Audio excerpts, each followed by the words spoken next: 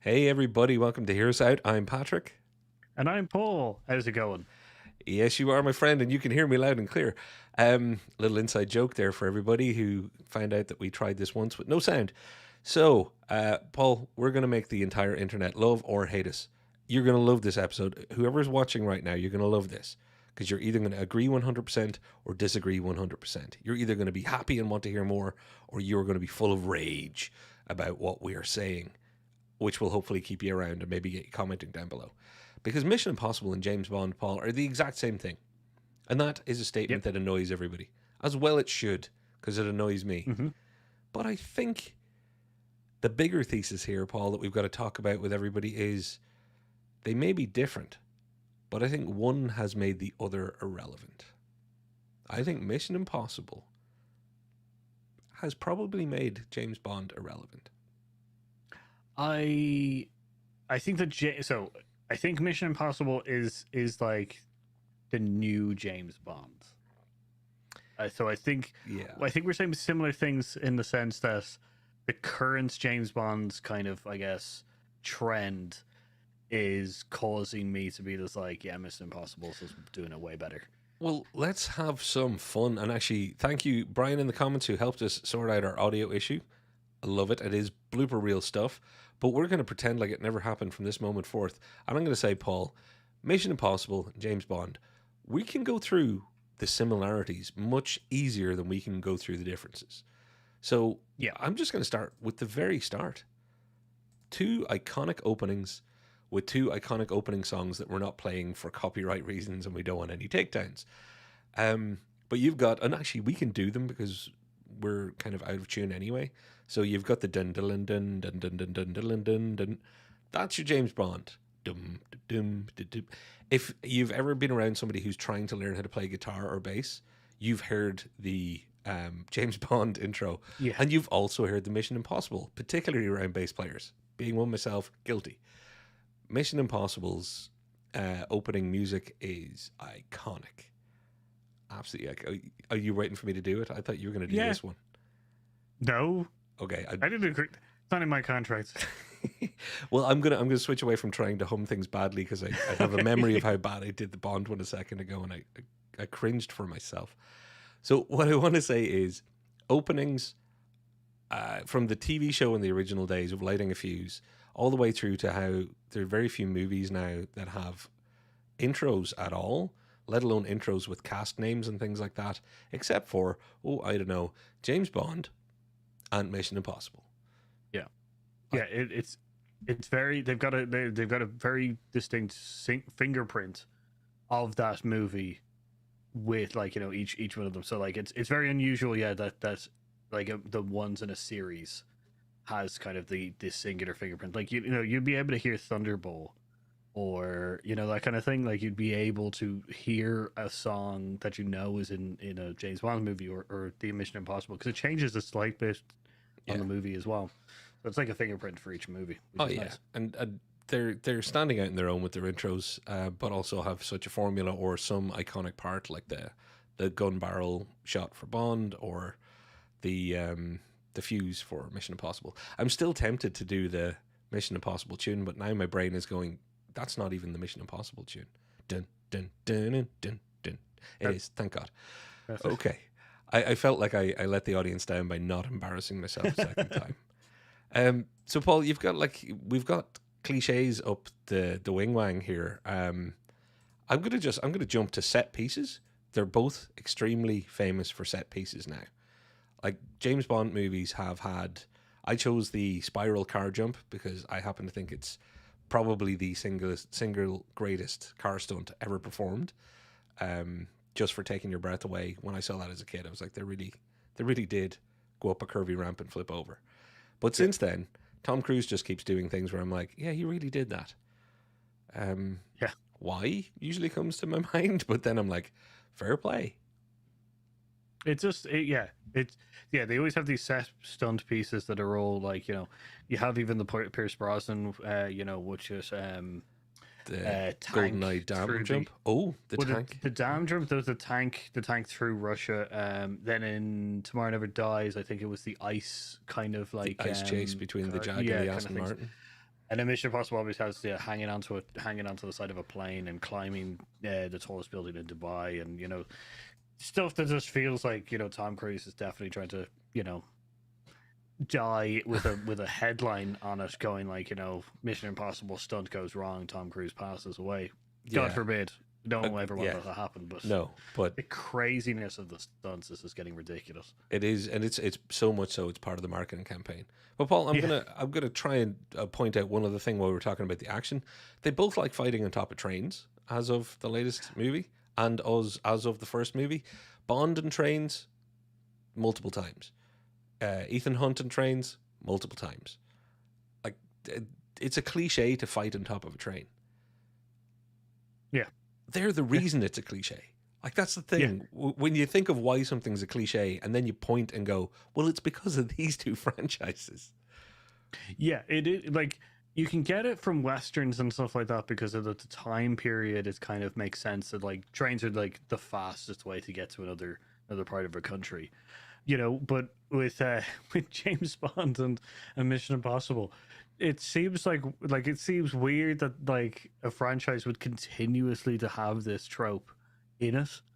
Like, I think it's like 2 for like James Bond. I don't know how many. It's probably 4 or 5 by now. Yeah, easy. But like Mission Impossible, it's 2. I think it's 2 or 3. 2 or 3. Yeah, I think it's 2. But yeah, so it's just crazy that these two franchises have just decided to take a Western classic trope and just really rammed it home for an espionage one. And don't get me wrong, you don't hate them for it. It's kind of like it's it's kind of like Fast and Furious. They can do their own tropes because it's them. It's if somebody else does it, it's extra cringe. But if it's done in the Fast and Furious, you're like, well, that's its natural home. Family, chink, hold beer bottle by the neck only.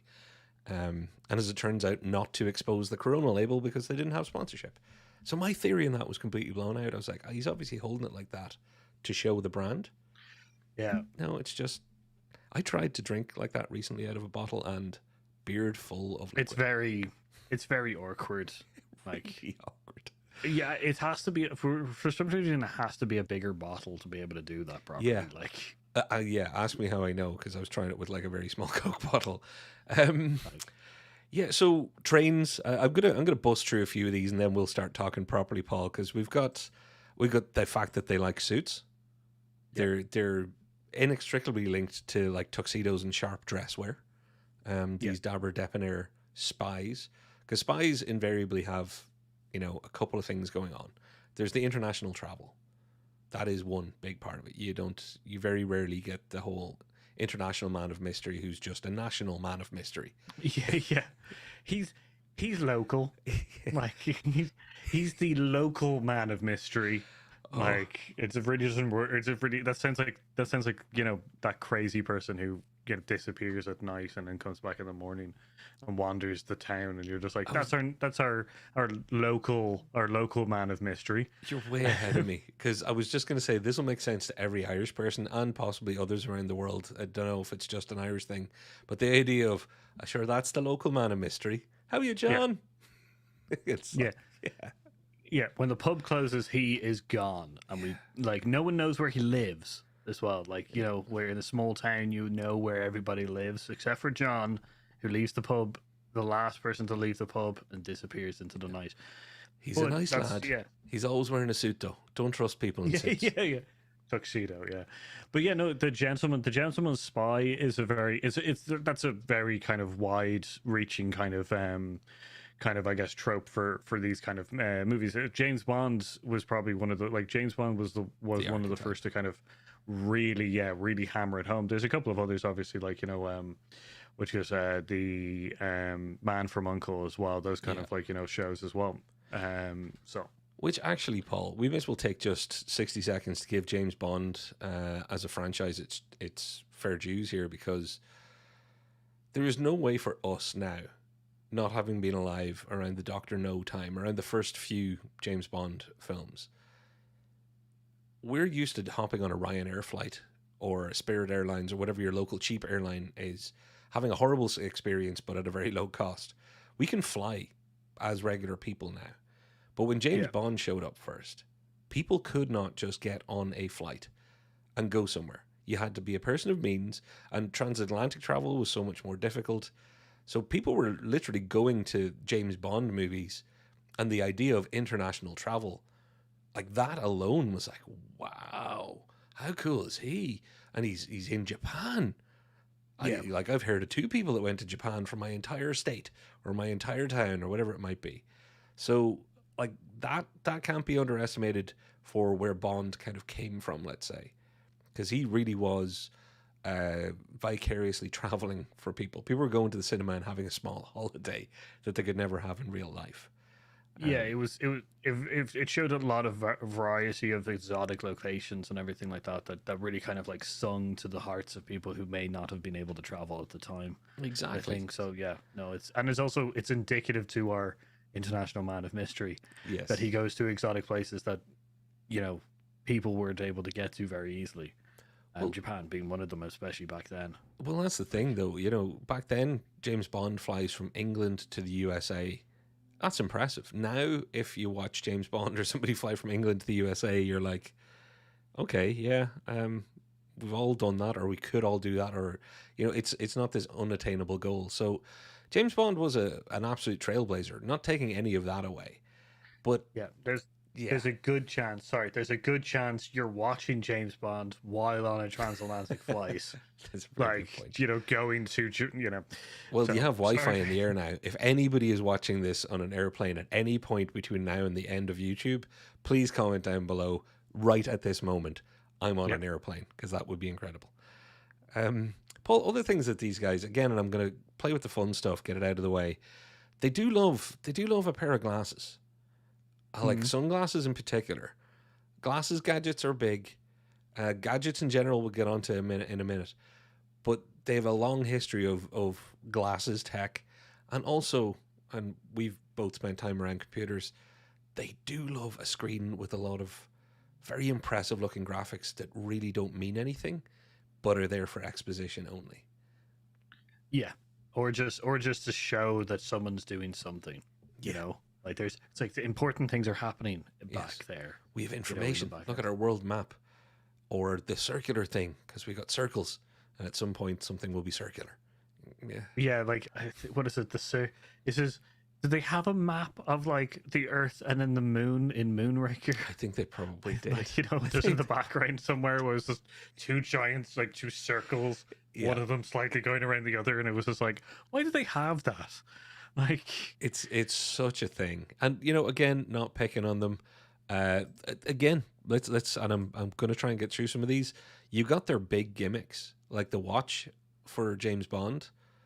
How many cool watches has James Bond had that did weird things? Absolutely tons of them. But you've also then got the masks in Mission Impossible. Yeah. You kind of feel like you haven't watched a good Mission Impossible movie if there isn't at least one. Which would be a great time if I'd been pulled off my head and you were here. Yeah, if we could do that, that would have been great. But yeah, no, you're right, because Mission Impossible, like the watches are like the gentleman tool, kind of thing. So you always have a fancy watch, so hiding us in it. It's like the pen, kind of thing as well. Watches and pens. Mission Impossible's masks is so indicative to the movies or to the franchise that in 2 separate movies, they make jokes about it, where Simon Pegg's character goes, I really want to wear a mask. Yeah. And is constantly throughout the movie trying to wear a mask. And then the other one is Henry Cavill's character slagging the Mission Impossible, or the Impossible Mission Force.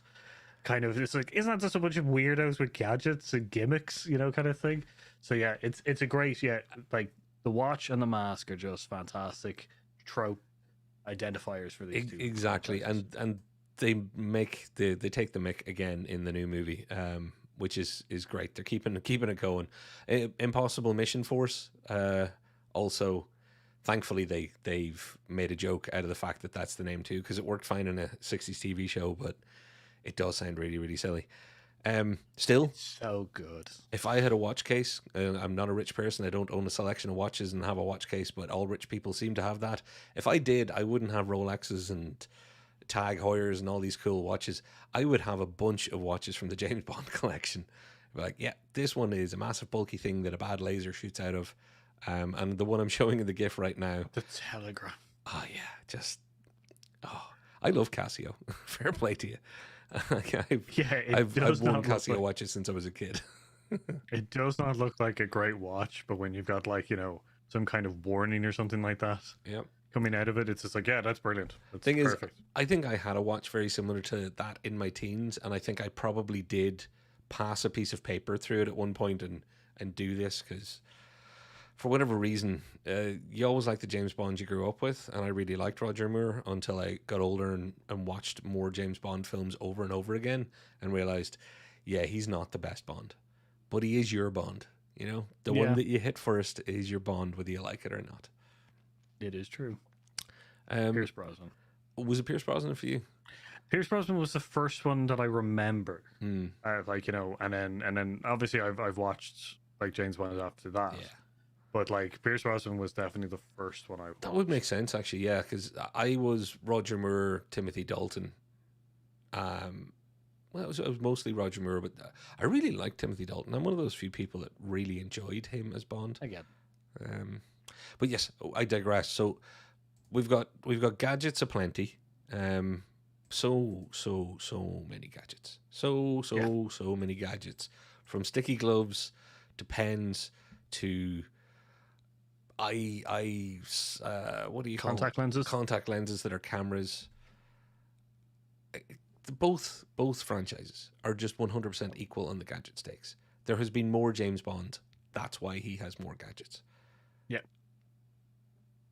Like that's gadgets are important for this. Like so much so that you have a guy in James Bond called Q Quartermaster, who literally is meant to be designed. They constantly walk through weird places where just people are just testing weird. It's like, it's just testing weird gadgets and stuff. Like Mission Impossible, it's just there in a case, though. I will say that. Like the only difference is there's no pageantry towards the gadgets. They disappear, kind of thing. Yeah, so. Although sometimes they'll like climb into a train car and behind all the panels in the train car are guns and gadgets and the face making mold machine that is now so integral to the plot. So and it's they that gets smaller and smaller as well, which is just crazy. Which is kind of crazy. Although that's the way tech works. And product placement, Paul, because I want to have a go at them. I don't want to let either of these franchises away with this. Product placement is a key staple of both franchises. It wouldn't be the same if you didn't know what kind of computer or telephone James Bond is using. His Sony Vaio or whoever made those. I think it was Sony, wasn't it? Because they were Sony Ericsson for... Sony Vaio, yeah. Yeah, so, and I think he was using Sony Ericsson phones. And some of the Mission Impossible movies were Apple. In fact, I think I have more images because they were OG Apple. Like even in the first movie, if you look closely... By the way, in all of the images, it'll be James Bond on top, Mission Impossible down below. I should have said that. I'm sure it's obvious by now. But yeah, it was Sony Ericsson phones, and even in the first movie, it was like whatever the original Apple laptop was called. Yeah, the Apple Pro or something like that. Yeah, the MacBook, Like, fair play to them. They got in early, and of course not to be outdone when it comes to their cars, which they also product placed like hell, because they both have had BMWs. Yeah, no, they have stars. I feel though that's more of a James Bond one. Like there are cars in Mission Impossible, but I do feel that James Bond, obviously, it's the car, kind of thing with the loaded gadgets. There's obvious product placement with Mission Impossible. Anytime like a motorbike or car is used by Ethan Hunt, it's like that's a BMW. It's the best car, And it's invariably like even motorcycle chases. BMW, I love you as a company, you're great and all. Your motorbikes aren't the most famous thing in your lineup, but yet motorcycles show up. It's a BMW deal. And again, integral to their movies, there's always a car chase. It wouldn't be James Bond without a car chase. It wouldn't be Mission Impossible without a car chase. And also it's invariably a car chase, and whatever brand is sponsoring that particular period of that character's life. Yeah, because the Aston Martin is probably the most famous one for James Bond, so they kind of stuck with them a lot. I think it's like I think it is one of the Pierce Brosnan's ones that they first do the BMW. Yeah, Pierce was the BMW. Roger Moore got the Lotus years, so Roger Moore did quite well. He got some cool Lotus stuff. Timothy Dalton, I can't remember. He was the first one to go back to an Aston Martin, but they didn't use the classic one, so it just didn't work out. They were really trying to make him James Bond by going, "Look, we've given him an Aston Martin, like Sean Connery used to have." Okay, yeah, I can see how that kind of work. But yeah, the new ones, the ones with Daniel Craig, they're kind of Aston Martin or BMW, or they kind of mix all over the place kind of thing. So. They had Aston Martin for a lot of his, and Ford Mondeo at one point, which was very interesting.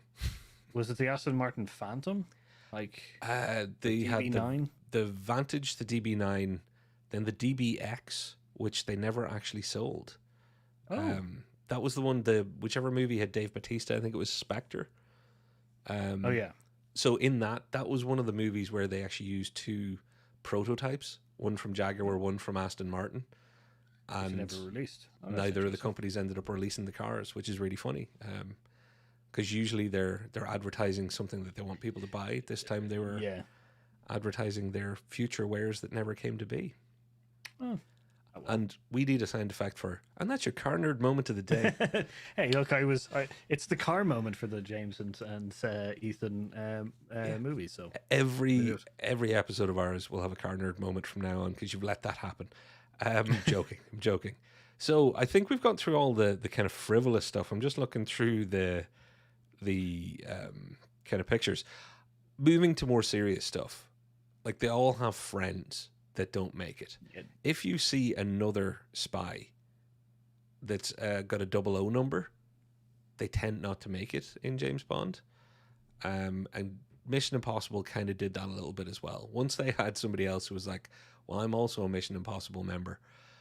The first film, they killed a whole load of them. Since then, if you're cameoing in there from Lost in a Mission Impossible movie as another Impossible Mission Force person, you're probably not going to make it. Yeah, it's I think it's literally like I think it's like there's only 2 or 3 that do continue on, but they're like support staff in the Mission Impossible Force, like Simon Pegg's character, which because he's like, well, he's like a support character in the IMF, so it's the perfect segue.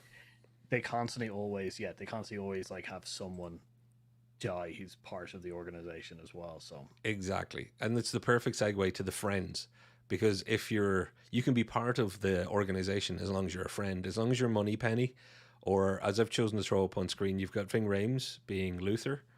Luther's great. Luther is great. Luther's awesome. Luther's like he's the super hacker tech guy. Everybody always assumes that that's actually Simon Pegg's role, but no, Luther's the real Don behind the keyboard. That's the interesting one. So just to go into a little bit of history of it, he's the first hacker friend. Yes. And then Simon Pegg comes in as the new hacker friend. Which they did the nice switch around, because at that stage the nerds had inherited the Earth, so they're like, this hacker friend wants to be a field agent and he's going to get to be one. Yeah. Yeah, and then they bring back Luther, because also the reason why Luther has plot armor in the sense that he's not going to die because he's not part of the MI5. He's actually a contractor, which is very clever. Is very clever in the sense that he's not a member of IMF, so they can always be just like, yeah, he's not going to die because he's he's not a 00, you know. Exactly, he's not a 00. And above good old Luther there, you've got the various Felix Leiters. I'd like to give credit to whoever on the internet actually compiled that image, because I started doing it and then I just took someone else's. I meant to try and credit it. I'll put it in the description down below when I go back and check. But man, Felix Leiter, he's died a few times in James Bond, but that's the thing that we'll go on to in a moment. You can die in James Bond because eventually I think you're going to be able to die and come back in Mission Impossible, because they are going to have to start rebooting things. But to pick up from Simon Pegg, he's a little bit of a proxy in some ways for, like, they've got the M role and they've got Moneypenny and they've got a few people in James Bond. Simon Pegg covers some of that recurring ground. They've also got the secretary, the person who runs the Impossible Mission Force, being the actual M, let's say. But Simon Pegg kind of rolls in a lot of Moneypenny, rolls in a lot of Q, rolls in a lot of M if there isn't a secretary in that particular Mission Impossible film. So yeah, he does a lot of heavy lifting as far as that crossover goes. Yeah, he's the voice of the organization for a lot of parts that you don't if you don't have this the secretary and stuff like that. So yeah, whereas it's a staple within James Bond that you have M and you have Q kind of thing, that they have to be there in some way. M being the most important one as well, because I think it's not confirmed, but M stands for Majesty in the sense that it's as if an order comes from the monarch. From the monarch, kind of yeah. M for monarch, M for Majesty, or M for manager. Yeah, manager works. Yeah, I want to see your M. That's it. Karen takes down Bond. I actually, that's where we got to take a turn for the slightly worse, possibly in a moment. But this is one of my favorite crossovers. Villains. Bond has had more of them. I remember Bond's had more of everything. But there's another huge crossover in the type and style of villains. It's quite often a villain, quite often a henchman. They kind of have paralleled Bond quite a lot in that Mission Impossible kind of villain hierarchy. I do maintain that Mission Impossible has actually done a really good job at casting really well for their villains. I don't think that was always the case for James Bond, but to be fair, there's just more James Bonds. Well, like that's the other thing. Yeah, there's only been like 7 Mission Impossibles. Yeah. There's been like 20s. What is it? 20s? Yeah, I think 26, 25. 26. So like, yeah, because so for James Bond, so like obviously some villains are just going to be hit and miss kind of thing, and there's going to be characters in it that are hit and miss. But there's probably more iconic villains and villain archetypes coming from James Bond, because Austin Powers takes a lot from Dr. No and stuff like that, and so like there's tons of characters. Jaws is like an incredibly famous one as well. So that's like, true. And he's a henchman. So and Mission Impossible is keeping the henchman thing alive too along the way. So so sorry, with Mission Impossible, they've cast their villains really well, like fantastically well, but they're less iconic in the sense they still follow the gentleman trope thing, which are like eccentric kind of people who are just seemingly bent on world destruction in some fashion. World domination. Yeah, kind of thing. But so that's the difference I will say is the Mission Impossible cast well, but James Bond has more iconic. Oh, for sure, like Blofeld, etc., etc. But I think they're getting there, and they're starting to realize that you shouldn't kill your villain. They learned what Bond learned. Don't always kill your villain. Sometimes beat your villain, but don't get rid of them, because you might want them to come back and be a feature. And I'm not going to spoil anything for anybody who hasn't seen any of the later movies. Paul, before we go to our ad break, because we've got a few minutes and I've got the hiccups, there is somewhere where all of this diverges a little bit, though. Yeah. And for me, this is where we can start talking about where Mission Impossible is exceeding Bond, and by that I think succeeding Bond, as in I think it will become what Bond, or could become what Bond has been, because Bond still has a legacy. It has a legacy of Bond girls, which they've tried to shake, but you cannot shake all of your legacy when your main character is built around some very established tropes that are a bit, let's say, macho and masculine, and people will not recognize Bond unless Bond is like, if Bond was a teetotaler who didn't drink martinis, and if he was somebody who was unbelievably sensitive to the plight of any woman in the room at the time, people would be like, well, that's not Bond. But you don't have that baggage or hangover with Mission Impossible. Yeah, there's a formula to, like, he always asks for a martini, martini. The women characters, the female characters, co-stars are all tend to be kind of I don't like this kind of eye candy kind of thing more. They are capable characters in a lot of them and stuff like that, but They are specifically also there to be beautiful. There's a lot of characters in Mission Impossible which are there to be capable and happen to also be beautiful. It's a little bit of a turnaround there, but it's also they have been trying to shake that with the Daniel Craig kind of ones a lot more. So. And again, you know, I've split the category here into Bond girls and Mission Impossible women. There's kind of the easy definition. Like everybody's heard the phrase Bond girl because that's where, you know, that's the way it was viewed. And before anybody starts screaming that I've gone all woke or whatever crazy stuff people say, I'm not saying there's anything particularly wrong. Look, that happened. That's fine. I'm not saying you should never watch a Bond film. Loved Bond films. It's all great. It's all good. I am just talking that literally, as a legacy of being around for 50 years, Bond has that.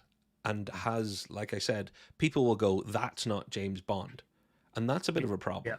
I'm just using this as the example of why someone will say that's not James Bond. Whereas Mission Impossible doesn't have that hangover yet, or baggage yet, where people will say, that's not Ethan Hunt. They might say that's not a Mission Impossible film if there isn't a face mask or if there isn't everything else that we've just talked about. But the crucial pole position here, the first place that Mission Impossible has is when they finish their 8 films that they're doing with Tom Cruise, you can do a James Bond on it because you can recast. And here's how they've treated like Mission Impossible women. They're kind of kick-ass. And in fact, this idea of, there should never be a female James Bond, there's no Jane Bond, that discussion doesn't exist for Mission Impossible. Because you can easily do a Mission Impossible film where even Ethan Hunt isn't the main character if you want. It's another Mission Impossible agent. And they can happen to be a woman, and nobody should be able to lose their mind about it. People shouldn't be anyway. But there'll be no justifiable reason even in their crazy heads. Yeah, there's no legacy there. There's no legacy formula there for 007 to be kind of a man. It's more, and then with Mission Impossible, there's no legacy in Mission Impossible. Yeah, like Ethan Hunt, they don't even need to. Ethan Hunt doesn't need to be a code name or anything like that. They could just be like, you know, John Smith or, you know, Jane Doe. You know, it's literally just anyone can step into the shoes of essentially the main character of a Mission Impossible film, as long as they are a Mission Impossible Force kind of character, and they have the limited formula things that are there, crazy gadgets, kind of stuff like that. Yeah, Mission Impossible and big stunts that Mission Impossible has gone with. Which goes, Charlize Theron would be a fantastic replacement to Tom Cruise. Oh my god! I know. You're supposed to wait till after the break for that kind of genius, by the way. but oh my god! Preview for after the break, everybody. Paul's already answered the question that I was going to ask. Oh, nice call. But go for it. There's just a few people I can think of that could definitely jump into the shoes of Tom Cruise's kind of Mission Impossible character. Not Ethan Hunt, but what he portrays. It's very difficult to try to throw someone into the James Bond. Daniel Craig. Like, when Daniel Craig was announced as James Bond, everybody was up in arms still. Yeah. And now there's still an ongoing debate about whether 007 or James Bond are code names, and should they jump to, like, you know, to a female character or to, like, you know, to Idris Elba or anything like that. There's always seems to be weird debates, whereas there would be no debate for Mission Impossible. Nope. It's a blank book. And I'm going to say this leading into the break, Paul. That's what we'll talk about after the break. We will tell everybody why and how Mission Impossible could replace James Bond as that long-term legacy. But that doesn't, and I want to be very clear, that doesn't mean that there shouldn't be James Bond movies. I think James Bond is now just stuck with... There's some baggage that can never leave James Bond, and the Bond franchise is going to have to work out how to work around that and with that and within those restrictions to reinvent themselves. And I really hope that there's a future of both Bond and Mission Impossible. What I'm saying is, in 20 years' time, I don't think we'll be talking about who the next James Bond is as much as who the next Ethan Hunt or next Mission Impossible main agent is. Yeah, definitely. I think so. Okay, well then I'm going to flick us over to an ad break if you can do the other magic, and we will see everybody in approximately 30 seconds. False pie. There was Homebrew Quest. Hang on, that doesn't make any sense. Let me start again. YouTube is great for watching Hear Us Out, but what if you'd like a bit of D&D in your life? Homebrew Quest are a bunch of brilliantly creative Irish folks playing a homebrew Dungeons and Dragons campaign inspired by Irish mythology, but even more inspired by the brews they're drinking in each episode. Ireland's supposed to be the land of saints and scholars, but it's also got drinkers and YouTubers, one of which might look a tad familiar. So get yourself over to Homebrew Quest and join the adventure. Links in the description down below, or search term Homebrew Quest. Tell them Hear Us Out sent you. I hope you enjoyed having a little look at one great YouTube channel that you should definitely check out. That's Hear Us Out. That's us. Homebrew. Hear Us Out is great. Yeah, no, Hear Us Out is amazing. Like, definitely look out Hear Us Out as much as you possibly can. Homebrew, on the other hand, continue. Go on with your messing. Yeah, Paul's the other group of people that puts up with Paul. You should go and check them out now too. Like, thank you for getting me on that one. I can't. Yeah, my head is like a hole today. I hope you're all enjoying watching me have a James Bond MI related mental breakdown.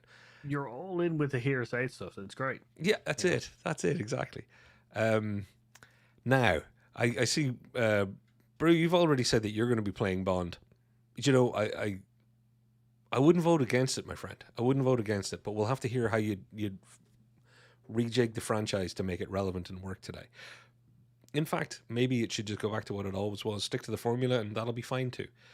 But Paul, we ended the first half of the show there without ever really giving, because we're going to talk about how MI can move on.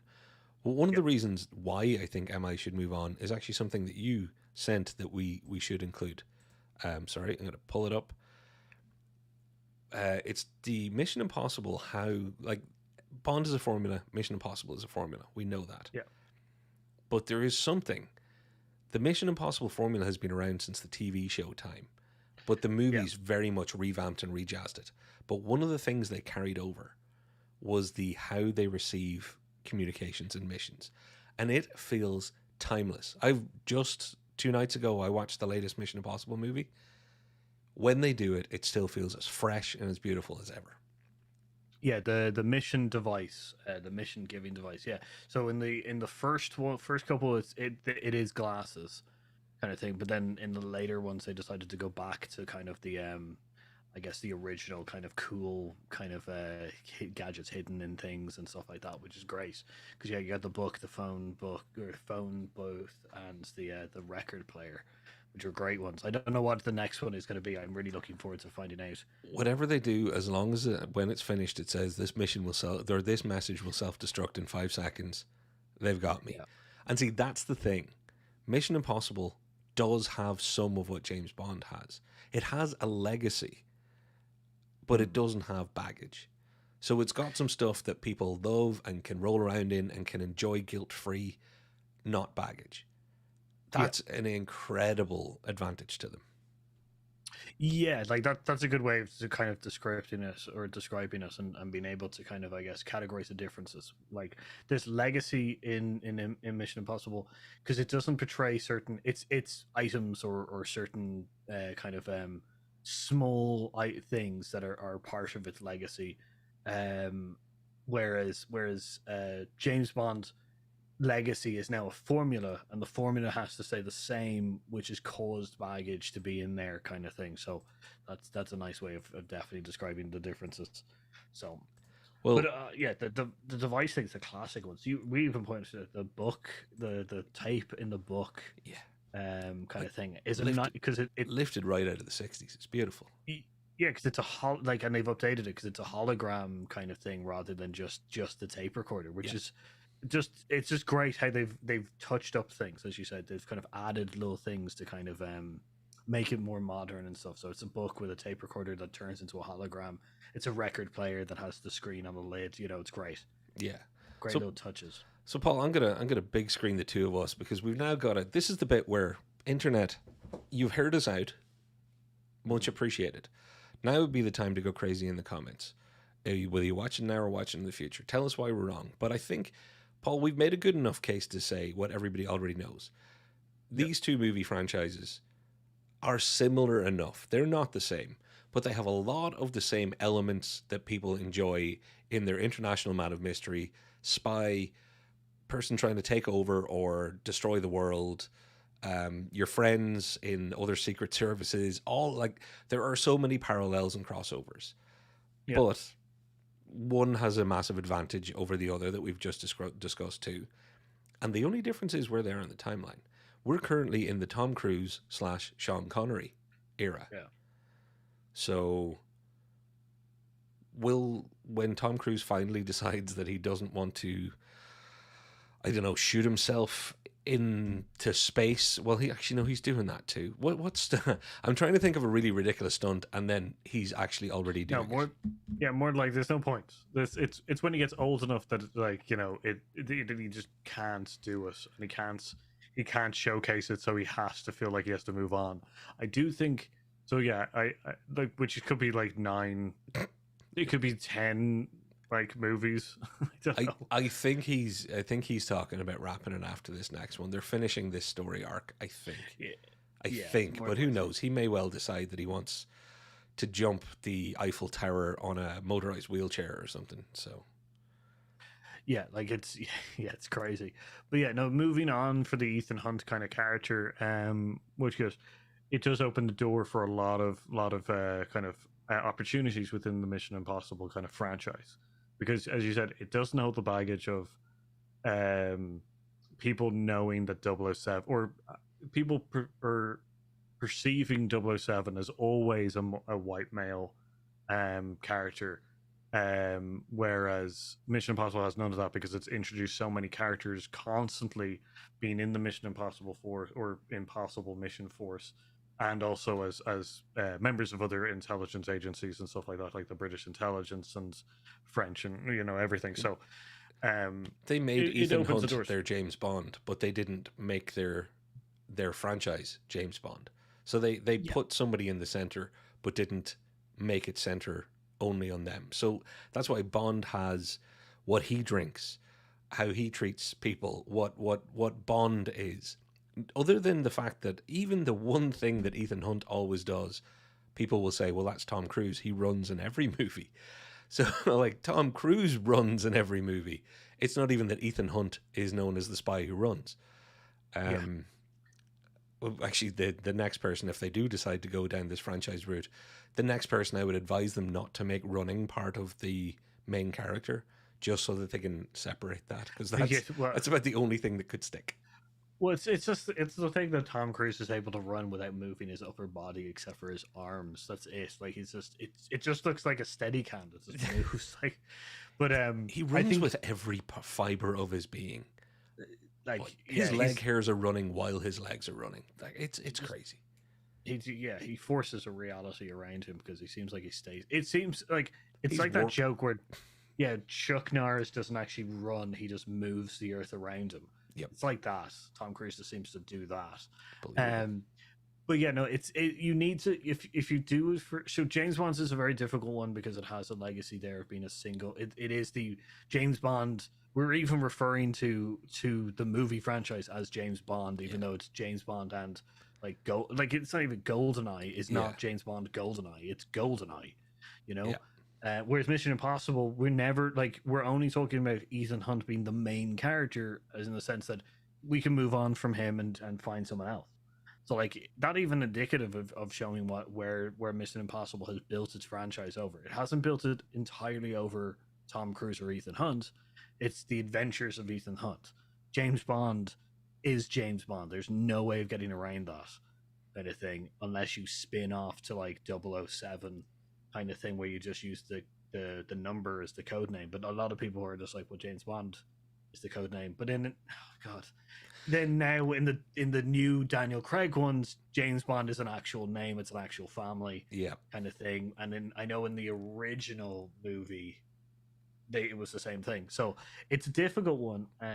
But yeah, you could definitely move on in Mission Impossible, which definitely got the advantage of being able to continue as long as it continues the gadgety stuff. Yes, all the other things that we've covered. And hey, look, again, just to put James Bond as a franchise to bed for a moment, I hope they come back. I hope James Bond does well. I hope it's all good. But James Bond is then Mission Impossible. I think is the future if they do what you've just described. But Paul, this is why before we wrap up this show in any way, you're not getting out of here, and people in the comments, you're not getting out of here either. So anybody watching this right now, you're going to have to answer these questions. There's two scenarios. Tom Cruise stops after the next movie, Dead Reckoning Part 2. They give it a few years, as Bond did between actor changes when they were, thinking it through. Who do you want, or who would you say, and how would you do it, to have somebody come back as Ethan Hunt? And then the second one will be, how would you do it if it's not Ethan Hunt, it's just another IMF person? Oh. Okay, so if it's yeah, which would you choose first of all, I guess? Which would you choose? I would definitely choose that Ethan Hunt gets retired, as in Ethan Hunt either moves to be like my best scenario would be Ethan Hunt becomes the secretary of the IMF. He moves into a more kind of senior role, mentorish role kind of thing. And then Charlize Theron, it would be one of my picks. Also, Karen Gillan. Oh, from Guardians of the Galaxy. Nebula, yeah, she would also be one of my choices to be a person to replace it. I would also like Jack Quaid. Young Jack from The Boys. From The Boys and stuff like that. I think he would be an interesting character to replace also Ethan Hunt and stuff like that. There's a couple of kind of actors I would choose to kind of move into the Mission Impossible kind of role, who may not be, well, obviously Charlize Theron and Cara Gillan are both action stars right now. Jack Quaid isn't really because he's because of his sidekickiness of The Boys and stuff. But I think that they would be good characters to. That's the thing. I think they would be good characters to put into the place. I think they're kind of lesser. Charlize Theron and Cara Gillan are just good actors to replace anyone, especially if you want to break away from the franchise, or break away from the Ethan Hunt character as much as possible. I think those two characters. Jack Quaid would be a good one because it's just a difference of he would definitely be a difference in character, I think, which would be great to see in the Mission Impossible kind of franchise as well. Well, you should check out the comments because there's been a good suggestion in there. So Brian's just said, I'm the wrong person to ask as I never liked Bond and have never watched an MI movie. Brian, do it. Once you get past the first one, which I personally believe is very ropey, and the second one, which is just very John Woo-y, the third, fourth, fifth, sixth, and seventh, I can now tell you, are all really, really good. And spoiler alert, the last one is really, really good. The one that's in the cinema right now is excellent. I'm not going to mince my words. It is bloody good stuff. So, yeah, Brian, you got to fix that. But, Paul, what do you think of the suggestion? Alexander Skarsgård. Alexander Skarsgård. I like him, but I think he's going to play a villain. Or he was one of our choices to play a villain, I think, in the Superman. In the Superman, yeah. Like I think he's rumored to play. I think he's better as a he's better as an ensemble person, like in Generation Kill, or he's good. I think he'd be better. It'd be more interesting to see him as a villain. He'd be a great maybe starter villain for the first Mission Impossible kind of not Ethan Hunt kind of movie. Like he could do that. That's my only thing with him. Well, the first thing I'd say, and I'm with you, he'd be a good villain. Yeah, he really would. And also, I'm just going to say it as it is written in the comments, John Woo. And it is Woo. Like, the second Mission Impossible is by far not my favorite, but it is still very watchable. And here's your trivia of the week, folks.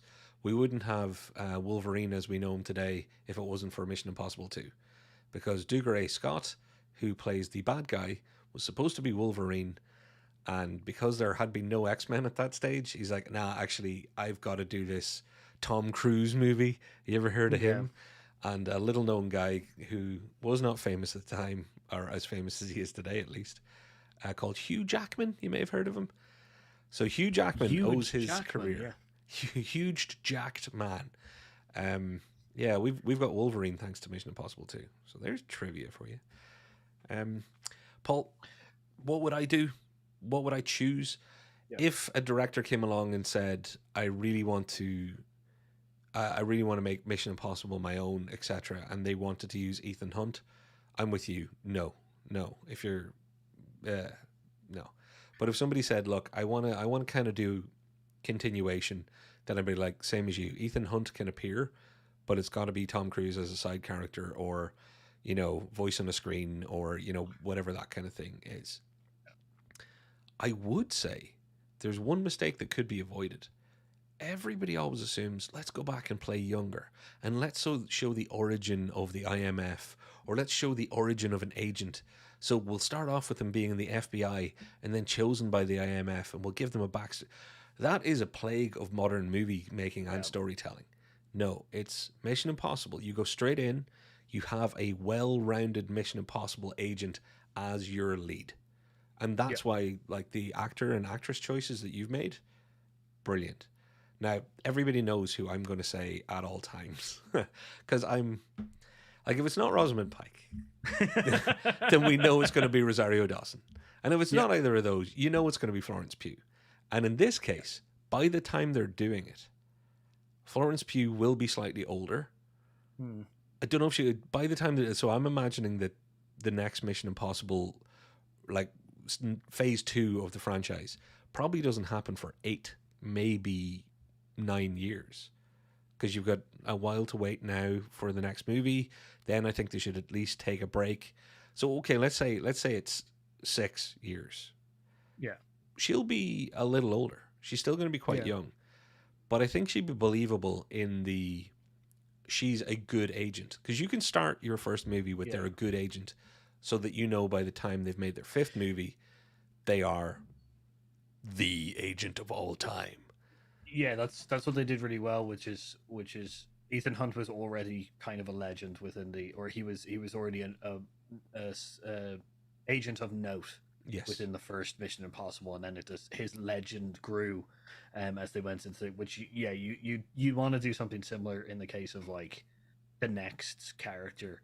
And the only reason I also choose that they should just change the character completely and not have the Ethan Hunt thing is they need to tear that band-aid as quickly as possible.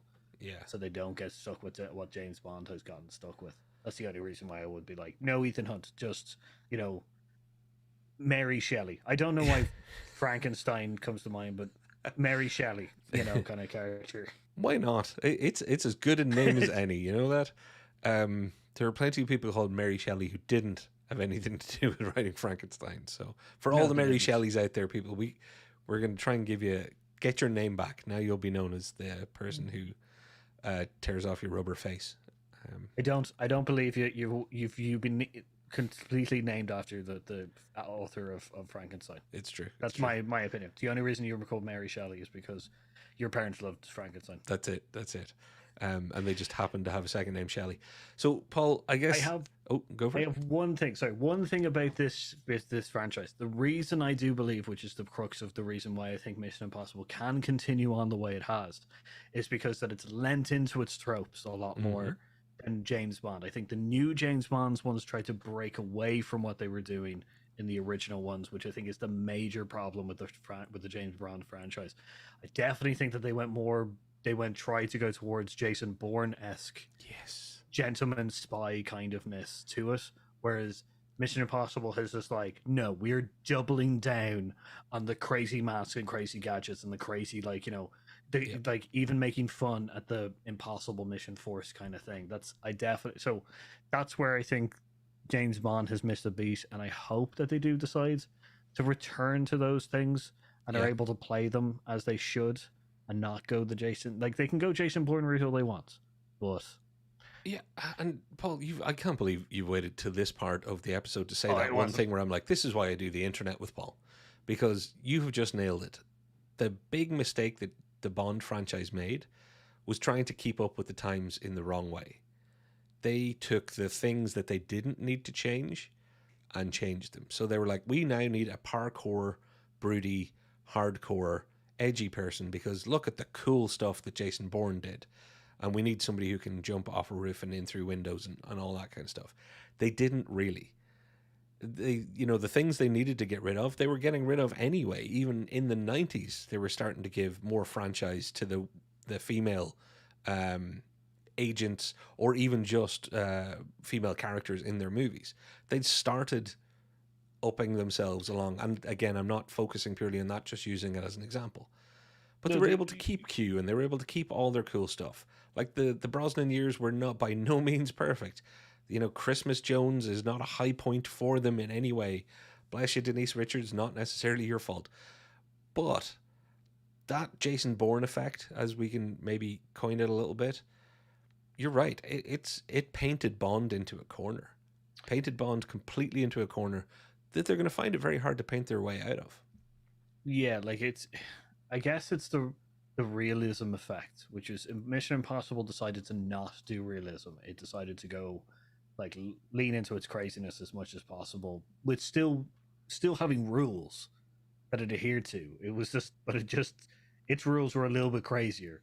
Whereas James Bond, the reason we watched James Bond was because it was James Bond. We didn't want realism. Yeah. We want crazy gadgets. We want cool action things, and we want someone to be walking up and going, Bond, James Bond, kind of thing. We don't need, like, I don't mind them having a parkour person. I don't mind any of that. It's just like, continue on with your own set of rules. Yes. And like lean into them. Don't be kind of carrying away and being just like, well, we have to modernize them and make them more real, because that's just the way that spy movies are going. And it's just like, and Mission Impossible just went, hold my beer. Yeah. No, we're done. Like, Man of Uncle with Henry Cavill and stuff like, and Armie Hammer. Yeah, like they did not. That movie continued its legacy on, and it was a great movie. Like, there's a big, huge pedigree of movies, and TV shows that have decided to continue on. Chuck, one of your favorite comedic, ones, that leans into crazy gadgets and crazy secret things and all the tropes of gentlemen spies and spy networks and everything like that. And it's a great show.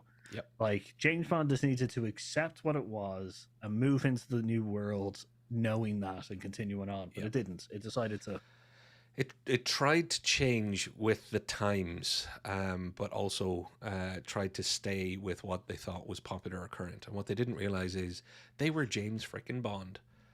They are meant to bring their popular with them and change with the times. Mission Impossible doesn't have that problem.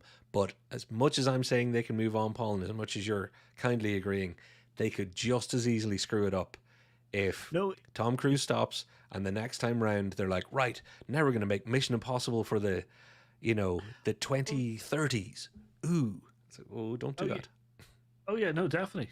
Like, James Bond tried something new, which is brave in a sense, and tried to evolve its franchise, and just failed. It's not something to be in any way kind of like, aha, you're shit, or anything like that. Absolutely. It's definitely well done in being brave. You need to be braver than you were to continue on the franchise and kind of make changes. Mission Impossible could do the same thing. It could just go, let's do the story of the origins of Ethan Hunt, which is immediately will be just like, no, as you said. The thing, actually, that's my last thing. The thing that I think indicative of these shows, Mission Impossible's upgrade in its own kind of sense, is actually that mission, the tape recorder in the book being a hologram thing. Yeah. It's the book with the tape recorder, which is classic spy stuff from its original TV show kind of stuff, upgraded with the hologram thing, which is just a perfect synergy of new and old. A thing of beauty is a joy forever. And yeah, they did it perfect. It is the perfect example. And I'm going to just check out the last comment before we go wrap up. Could there be an MI Bond crossover? Same universe. Logistically, from a business point of view, no. But could there be from a story point of view? Absolutely, yes. That would be amazing. That once Disney eventually buys everything and everyone, then there could absolutely be. And I can think of about 10 different ways that it could actually boost both franchises and probably pump new life back into something like Bond. But I'm going to go off and write that now in my own little journal for when Disney does buy everything. I'd love to see Ethan Hunt and James Bond kick Iron Man's ass, John Wick shows just up. Just a weird, just adds. Yeah, we'll have John Wick, Nobody, Which got James Bond and Ethan Hunt all hunting down the Avengers. There you That's it. Disney, we're trademarking that before you do it. Like, right, that's our idea. Very specifically, that's our idea. Okay, Paul, we've run long on time. I'd just like to say thanks for going on this crazy little journey with me. I've had a lot of fun because I think everybody can tell I like Bond and I'm loving Mission Impossible. So there's a bright future for both as long as they both take our advice. As long as they're brave in the right ways. Exactly. So, Paul, do you want to give us the little goodbyes? Yep. Thanks for watching. Ring the notification bell, like, subscribe, all the kind of usual. Comment down below what you think about our ideas about the James Bonds and Mission Impossible franchises. Is there any other franchises that are that the torch has been passed on to another group that we might want to do? And thanks for watching. Follow us on all our socials down below. I've been Paul. And I've been Patrick. And we've been Heroes Out. This show will end in 5 seconds. I can't count to 5. Bye.